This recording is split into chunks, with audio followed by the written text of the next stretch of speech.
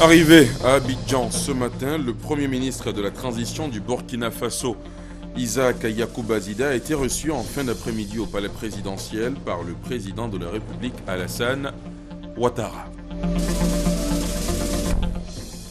Un pas de plus vers l'avènement du métro en Côte d'Ivoire. La première ligne de métro reliera Anyama au nord d'Abidjan et Port-Boué au sud.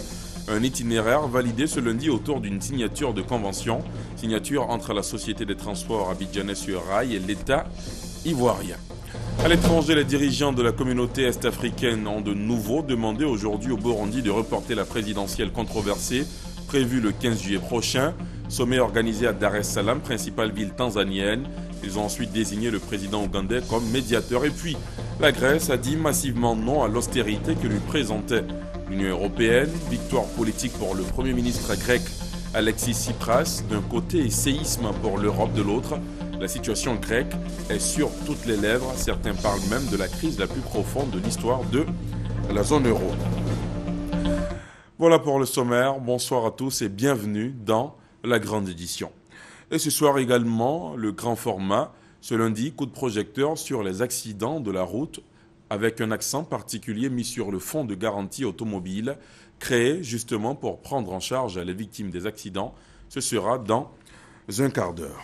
Tout d'abord, ces images du Premier ministre de la transition du Burkina Faso, Isaac Yacouba Zida. Il est arrivé à Abidjan ce matin. Il a été ensuite reçu par le Premier ministre Daniel Kablan-Duncan. Puis, en cette fin d'après-midi, il a échangé avec le président Alassane Ouattara au palais présidentiel. Vous en saurez un peu plus dans peut-être ce journal ou dans nos prochaines éditions. On en vient à ces honneurs au drapeau à la cité administrative en présence du Premier ministre. Au menu, défilé et exécution de l'hymne national par la gendarmerie nationale. Une cérémonie pour témoigner de la renaissance du pays. Pour Daniel Kablan-Duncan, il est important que les valeurs du civisme, le symbole du drapeau ivoirien, soient restituées aux yeux des jeunes pour leur servir d'exemple. Les ministres de la promotion de la jeunesse, du pétrole et de l'énergie et du commerce ont assisté à la cérémonie ainsi que les fonctionnaires et des associations de jeunes. Le reportage de Gabriel Zani. Défilé, exécution de l'hymne par la gendarmerie nationale, l'honneur au drapeau de ce lundi matin à la cité administrative a eu lieu en présence du Premier ministre Daniel Kablan-Duncan.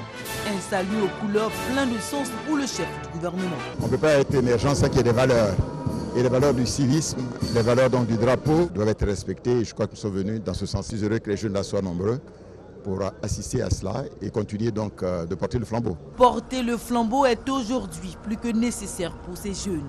Les mois à venir seront très sensibles, selon le ministre chargé de la promotion de la jeunesse. Le civisme est cardinal dans le comportement des jeunes et donc nous approchons une période assez sensible, les élections. Pour nous, il est important de valoriser le civisme de sorte à ce que les jeunes comprennent qu'il n'y a que l'amour de la patrie qui doit être au-dessus de tout. Appel à l'amour de la patrie des jeunes, mais aussi de tous les Ivoiriens, initié en 2012. Le salut aux couleurs a lieu tous les premiers lundis du mois sur l'ensemble du territoire. Je vous l'annonçais, le chef du gouvernement burkinabé est à Abidjan depuis ce matin. Isaac Yacouba Zida entame ainsi une visite officielle d'amitié et de travail de 48 heures sur le sol ivoirien. Durant ce séjour, il est prévu un huis clos entre Isaac Zida et Daniel Kablan-Duncan, aussi une séance d'échanges bilatéraux entre des ministres des deux gouvernements. Alexis Ouedraogo. 8h30 ce lundi, l'avion du Premier ministre burkinabé atterrit au GATL d'Abidjan. À sa descente, son homologue ainsi que plusieurs ministres ivoiriens lui souhaitent la traditionnelle bienvenue. Première visite en Côte d'Ivoire depuis son accession à la primature burkinabé en octobre dernier. Yacouba Zida donne le ton, travailler à réchauffer les relations entre le Burkina et la Côte d'Ivoire.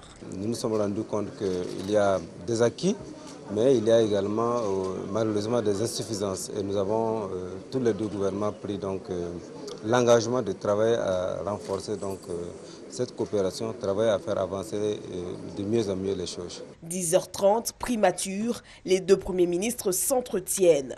Rencontre suivie d'une séance de travail bilatérale Burkina-Côte d'Ivoire. Entre autres points à l'ordre du jour, la lutte commune contre les activités terroristes. Nous sommes très conscients de l'existence de cette menace Et donc nous avons décidé que nos ministères en charge de la sécurité et nos ministères en charge de la défense vont travailler ensemble, main dans la main, renforcer surtout l'échange de coopération. Nous allons échanger des officiers de sécurité qui seront établis à Ouagadougou et à Abidjan pour en tout cas que les informations soient plus fluides parce que c'est le point de départ donc, du combat. Si vous n'avez pas de renseignements, vous ne pouvez pas combattre et nous pensons que si nous avons en tout cas un dispositif qui permet d'avoir le renseignement dans les délais, nous allons pouvoir combattre le terrorisme en tout cas comme il se faut. Ont aussi été abordées les questions de fluidité du trafic des personnes et des biens entre les deux pays, la coopération en matière d'énergie, le renforcement de la coopération en matière de lutte contre l'épidémie de grippe aviaire. La visite d'amitié et de travail du Premier ministre burkinabé prend fin mardi. La Côte d'Ivoire vient de participer au 6e forum sur la décentralisation à Paris. Le président français, François Hollande, a salué la politique de développement du pays, un exemple pour l'Afrique selon lui. Mamadou Kouassi. La Côte d'Ivoire présente au 6e Forum international de la collectivité. Les élus locaux ivoiriens sont venus présenter les atouts économiques et culturels de leurs différentes collectivités, en vue de tisser des partenariats avec les structures en charge de développement, ainsi que d'autres collectivités du monde entier. Cette édition était l'occasion pour la délégation ivoirienne de présenter les acquis en termes de développement réalisés sous le mandat du président Alassane Ouattara.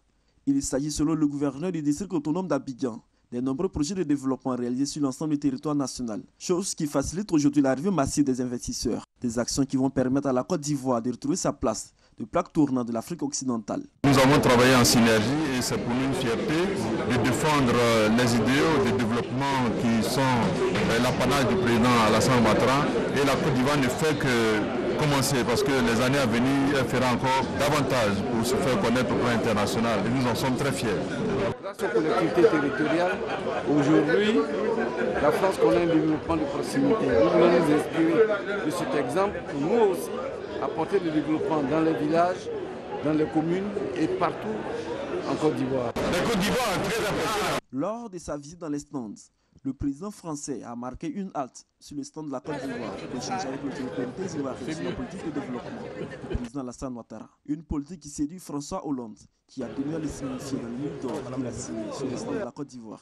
Des mots d'encouragement qui ont satisfait les élus locaux ivoiriens qui entendent faire davantage pour le bien-être de leurs administrés. Cette 6e édition du Forum international des collectivités a réuni plus de 1500 participants venus du monde entier. Voilà, c'était le point de notre envoyé spécial à Paris, Mamadou Kouassi. On en vient à ce qu'il conviendrait de qualifier d'un pas de plus vers l'avènement du métro en Côte d'Ivoire. La première ligne de métro reliera Anyama au nord d'Abidjan et Port-Boué au sud.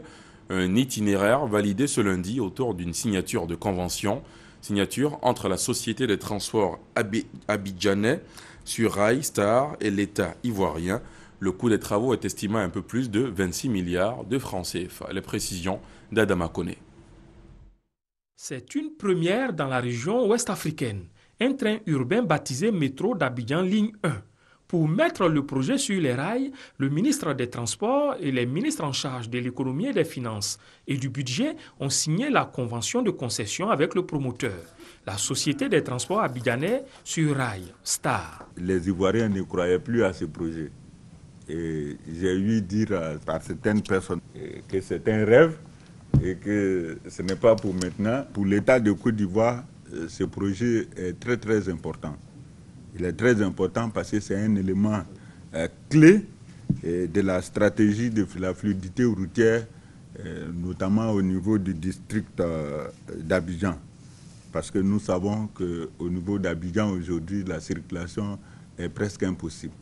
Le coût des travaux préparatoires est estimé à 26 milliards 240 millions de francs CFA. Alors, les travaux préparatoires vont démarrer autour de l'été, puisque, comme vous l'avez vu dans cette séance, nous avons un financement. Donc ces travaux préparatoires démarrent sans délai. Longue de 37,5 km, la ligne 1 du métro d'Abidjan part de l'aéroport international Félix Houphouët-Boigny de Port-Boué à la ville d'Anyama, en passant par Marcory, Koumassi, Trècheville, Plateau, Adjamé et Abobo. Dans 5 ans, la population pourra entendre le premier sifflement de ce métro. Avec les nombreux bouchons qui existent partout à Abidjan, l'avènement du métro en tout cas sera salutaire. Avec l'avènement du métro en Côte d'Ivoire, cela nous permettra de garer nos voitures et de moins payer le carburant pour que puisse aller rapidement au travail. Ça va nous permettre de mieux nous déplacer. Les embouteillages nous fatiguent actuellement. Ce serait une bonne affaire. Ça ne me surprend pas en tout cas avec l'émergence et aujourd'hui ça va nous faciliter le déplacement. Ça permettra aussi que la Côte d'Ivoire ressemble aux pays européens.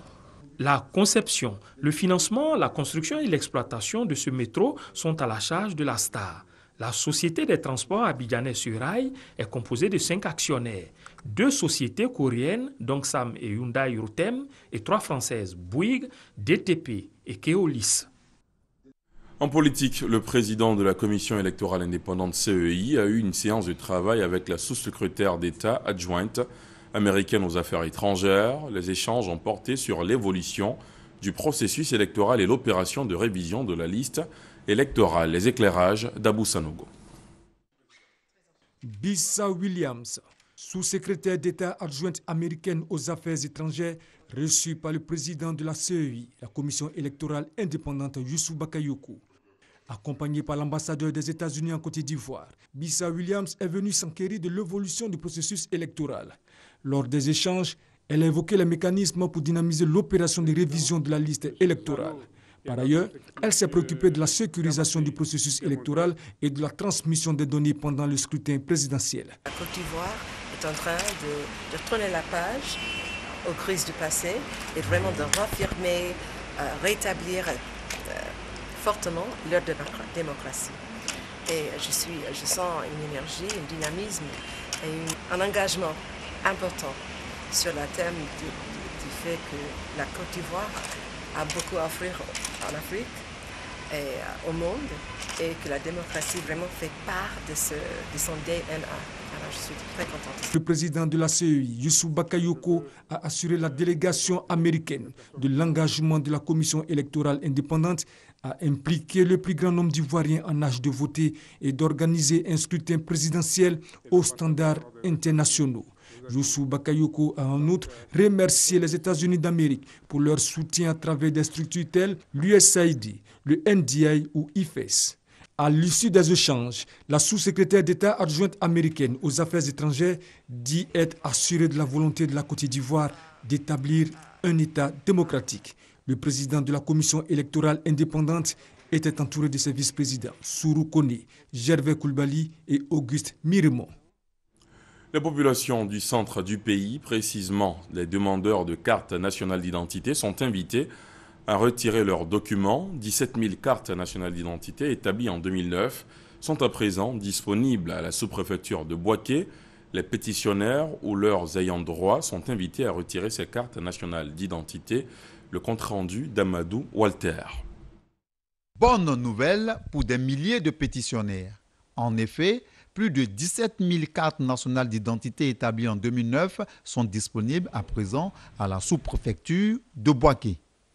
John Delogne, sous-préfet central de Bouaké, invite les pétitionnaires ou leurs ayants droit à aller retirer ces cartes nationales d'identité dès lundi. Les bureaux sont ouverts et il y a des guichets qui sont ouverts également spécialement pour le retrait de ces cartes. Et qu'ils aient perdu leur récépissé ou non, nous avons pris toutes les dispositions pour pouvoir leur délivrer ces cartes. Pour ceux qui ont perdu également leurs parents, comment ils peuvent retirer ces cartes. Mais il s'agit de justifier l'appartenance. Des pétitionnaires qui pourraient prendre part aux futures échéances électorales s'ils retirent à temps ce document administratif. Le délai de l'inscription ou de la modification sur la liste électorale étant prolongé de 2 semaines. La formation politique UPC rend hommage au président de la République. Le parti se dit favorable aux idéaux du président Alassane Ouattara. Le parti dirigé par Niamien Kona a initié à cet effet une cérémonie dont je vous propose le reportage de Kwadio Kwame. Les campagnes de mobilisation autour de la candidature du président Alassane Ouattara se multiplient à 3 mois de la présidentielle. L'UPC, l'Union pour la Côte d'Ivoire, parti politique membre du Rassemblement des oufoutistes pour la paix et la démocratie, était à Pricro, dans la région de l'Ifou, à l'occasion d'une journée d'hommage au chef de l'État. Hommage à Alassane Ouattara pour les nombreux chantiers de développement dans cette région.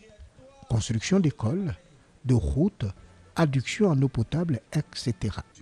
La place Alassane Ouattara de Prikro a regroupé plus de 5000 personnes venues de Daoukro, Mbayakro, Ouélé et de Prikro. Les élus et les responsables locaux de l'UPC ont exprimé la gratitude et la reconnaissance des populations au président de la République Alassane Ouattara. Nyamian Kona, président de l'Union pour la Côte d'Ivoire, a rappelé aux populations de la région de l'Ifou que l'UPC soutient sans réserve la candidature du chef de l'État. Nyamian Kona a également invité les populations à prendre une part active à l'opération d'inscription sur la liste électorale. Le président m'a chargé de venir vous dire qu'il veut continuer d'apporter de l'électricité. Il veut continuer de construire des écoles, des collèges, des lycées et des universités. Il veut réaliser toutes ces choses. Et au vu de ce qu'il a déjà fait en si peu de temps, il m'a envoyé pour vous dire de lui faire confiance. Et nous, à l'UPC, nous le soutenons, sans réserve. Les coordonnateurs de l'UPC de Daoukro, Mbayakro, Prikro et Ouélé ont été installés et investis d'une mission, celle de sensibiliser les populations sur l'importance à accorder leur suffrage à Alassane Ouattara le 24 octobre prochain. Des engins à 2 roues ont été remis aux différents coordonnateurs pour plus d'efficacité de mobilité sur le terrain.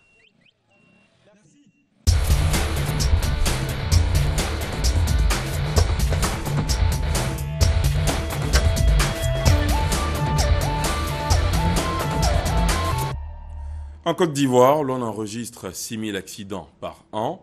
Et bien souvent, les véhicules qui causent ces accidents ne sont pas assurés ou même prennent la fuite.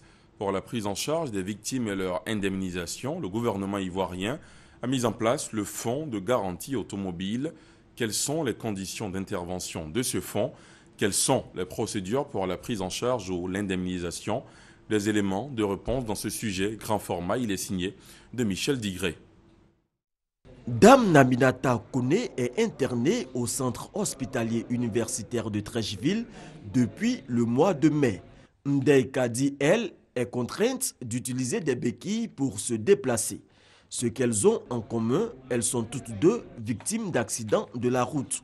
J'allais à un rendez-vous professionnel le dimanche 5 avril dans les environs de la CIE de Pougon quand j'ai été percutée par un véhicule de type 4x4 qui ne s'est pas arrêté.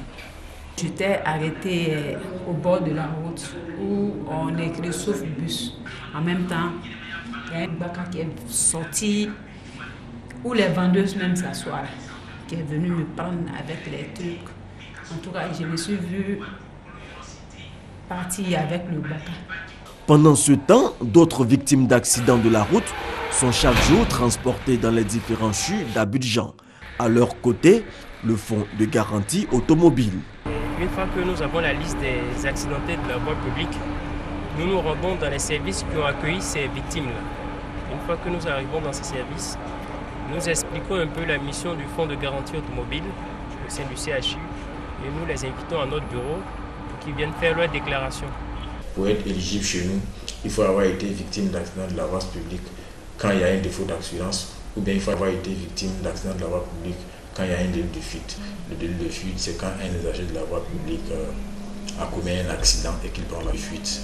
Face à cette situation, l'État a mis en place une structure qui contribue à la prise en charge de la victime qui manifestement est laissée pour compte suite à la fuite de l'auteur de l'accident. Grâce au fonds de garantie automobile, Dame Kone et Ndei ont pu bénéficier d'une prise en charge médicale. Concrètement, ils nous ont apporté beaucoup.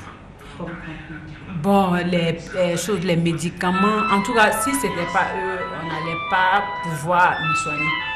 Parce que les ordonnances sont très chères. Ils ont demandé des copies de toutes les factures qu'on avait payées nous-mêmes, avec notre propre argent, et puis ils ont pris le reste des charges en main.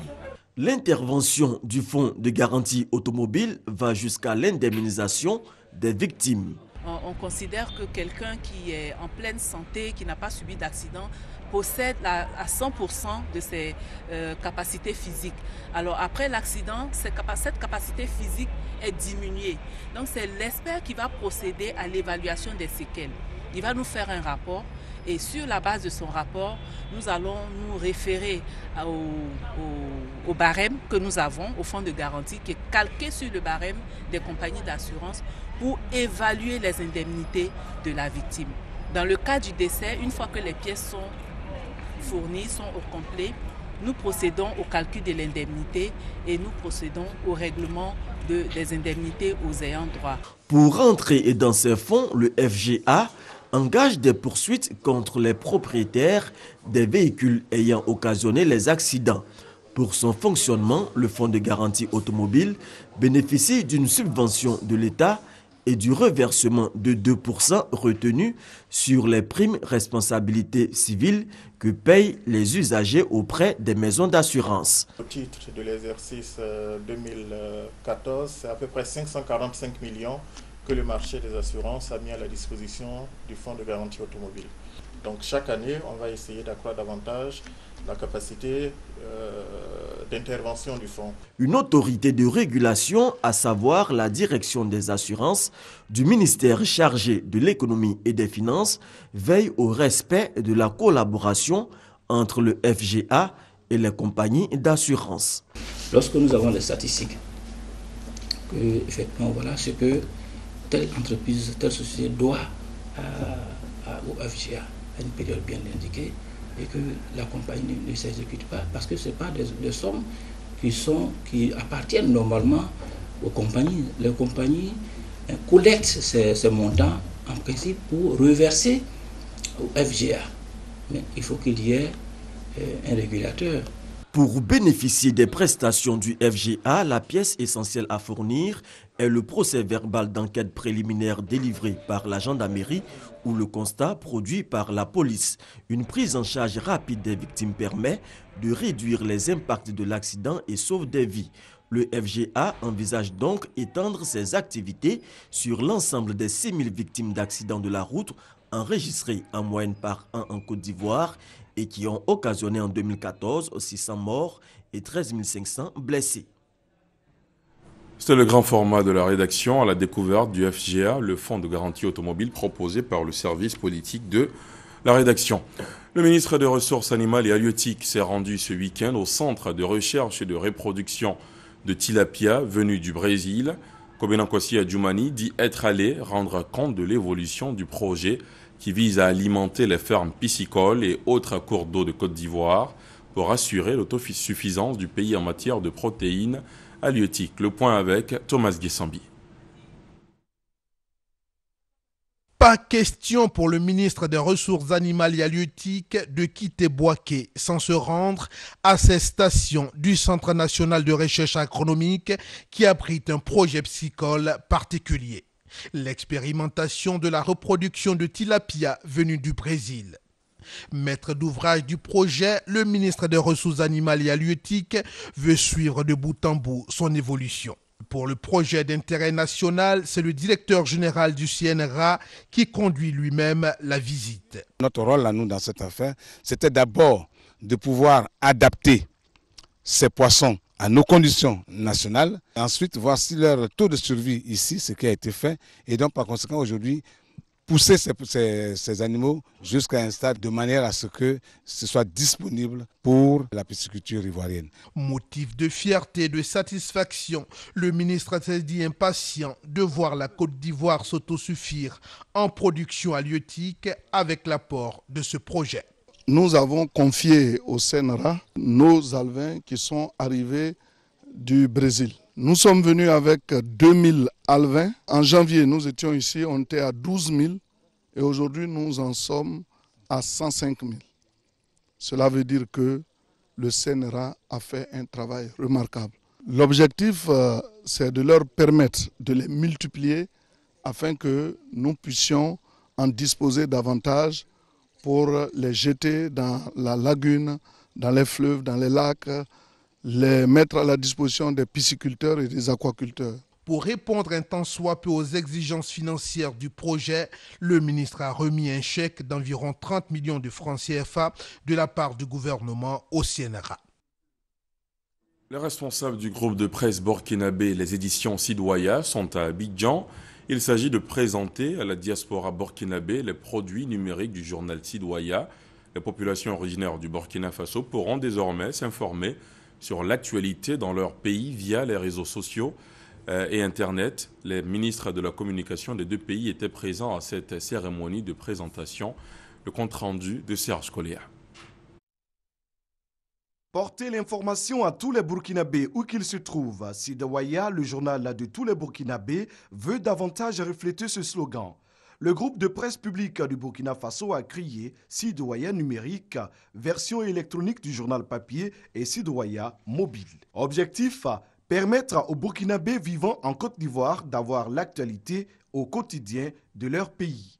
Déjà, a indiqué le directeur général de Sidoya, 37 000 abonnés ont été enregistrés par la maison de téléphonie partenaire du groupe de presse. Nous avons une forte communauté burkinabé qui vit ici et nous avons voulu, à travers le lancement de ces produits numériques, résoudre un problème matériel, notamment l'accès au journal support papier, qui n'est pas évident compte tenu des distances, compte tenu des difficultés de distribution.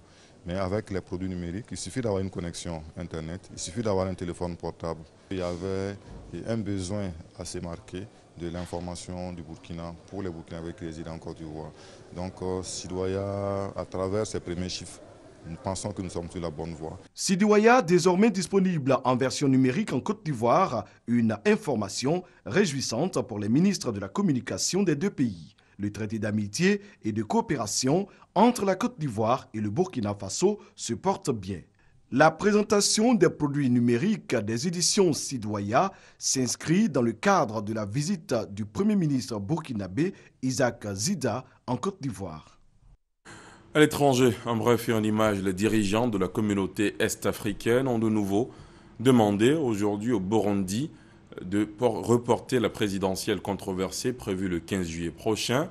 Sommet organisé à Dar es Salaam, principale ville tanzanienne, en présence des dirigeants des pays de l'EAC, le Burundi, le Rwanda, la Tanzanie, le Kenya, l'Ouganda. Ils ont ensuite désigné le président ougandais comme médiateur dans cette crise née de la candidature du président Pierre Nkurunziza à un troisième mandat. La Grèce a dit massivement non à l'austérité que lui présentait l'Union européenne. Victoire politique pour le Premier ministre grec Alexis Tsipras d'un côté et séisme pour l'Europe de l'autre. La situation grecque est sur toutes les lèvres. Certains parlent même de la crise la plus profonde de l'histoire de la zone euro. Sortira-t-elle ou pas de la zone euro? La question taraude bien d'esprit au lendemain du cinglant non infligé par le peuple grec au plan d'aide proposé par les créanciers. À Athènes, joie et inquiétude s'entremêlent. Maintenant, on va subir toutes les conséquences. Des gens perdront leurs emplois, des jeunes partiront à l'étranger, les retraités ne savent pas s'ils pourront toucher leur pension et je suis dans cette situation, je n'ai pas d'argent. Quoi qu'il arrive, la Grèce ne meurt jamais. Nous les Grecs, on est fiers, on ne se fait pas marcher sur les pieds. Les chaînes de télé nous ont dit de voter oui, on a voté non. Tout comme les Grecs, l'Europe reste profondément divisée. L'Allemagne et les pays pauvres, notamment l'Estonie, la Lituanie, la Lettonie et la Slovaquie prônent la fermeté face à la Grèce. Certains sont même favorables à sa sortie de l'euro. D'autres, par contre, dont l'Italie, plaident pour un nouvel accord. Pour les spécialistes, la question relève désormais de l'urgence. S'il n'y a pas d'accord d'ici la fin de la semaine, une sortie de la Grèce de la zone euro deviendrait plus probable. Les rumeurs que la Grèce a 2 ou 3 jours devant elle seront sûrement justes. Si mercredi, il n'y a toujours pas l'ombre d'un accord, il sera très difficile de sortir de cette crise.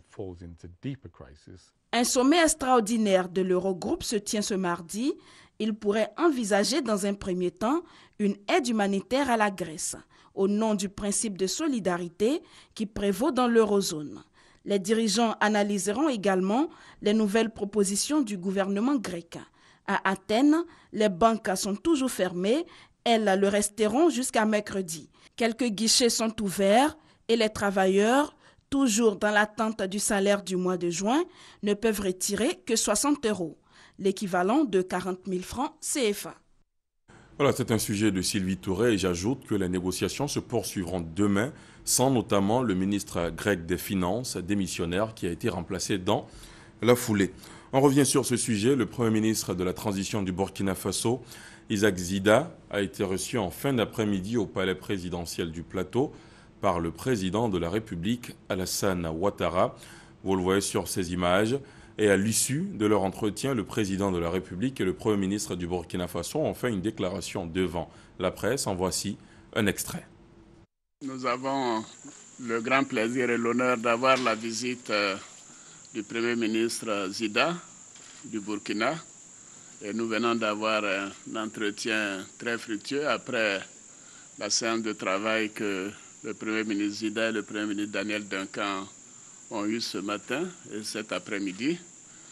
Bien évidemment, je considère qu'il n'est pas nécessaire d'appuyer davantage les liens particulièrement étroits qui unissent la Côte d'Ivoire et le Burkina Faso. Et donc notre volonté, c'est de faire en sorte que la coopération exemplaire qui a toujours existé entre les deux nations puisse se renforcer davantage. Donc les deux premiers ministres ont eu l'occasion de passer en revue tous les dossiers donc importants en matière économique, en matière d'infrastructure, en matière donc d'infrastructures énergétiques notamment. Et je pense que nous avons tracé la voie pour accélérer donc le développement d'un certain nombre de projets. Et je voudrais vous dire, Monsieur le Premier ministre, que je suis très heureux de vous revoir puisque nous nous sommes rencontrés à Johannesburg à l'occasion du sommet de l'Union africaine. Monsieur le Président, comme vous l'imaginez, je suis très ému.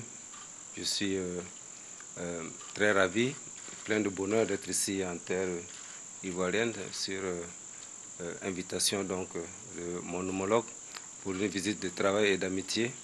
Ça a été une occasion pour moi d'échanger donc, avec le gouvernement ivoirien et en compagnie de la délégation qui m'accompagne de tous les points qui sont traditionnellement inscrit donc à l'ordre du jour du traité d'amitié et de coopération qui a été signé entre nos deux pays depuis donc 2008.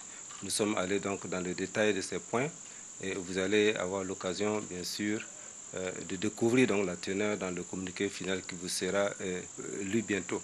Mais je voudrais d'ores et déjà dire que nos relations sont au beau fixe et nous travaillons donc à les consolider parce que le Burkina et la Côte d'Ivoire sont des pays qui sont véritablement liés au plan géographique, au plan historique, au plan humain, culturel. Et donc, en tant que responsables, nous ne pouvons pas permettre un seul instant qu'il y ait un brouillard ou un nuage quelconque sur donc, nos relations. Et c'est à ce titre-là que vraiment, avec bonheur, j'ai accepté de venir ici en Côte d'Ivoire pour réaffirmer aux autorités ivoiriennes toute notre disponibilité en tant que responsable, en tant qu'autorité de la transition au Burkina, à travailler afin que donc, nos relations, en tout cas, puissent être renforcées, puissent être consolidées pour que nos deux peuples puissent véritablement en tirer le meilleur parti. Voilà donc ce que je voulais dire et je vous remercie. Merci beaucoup.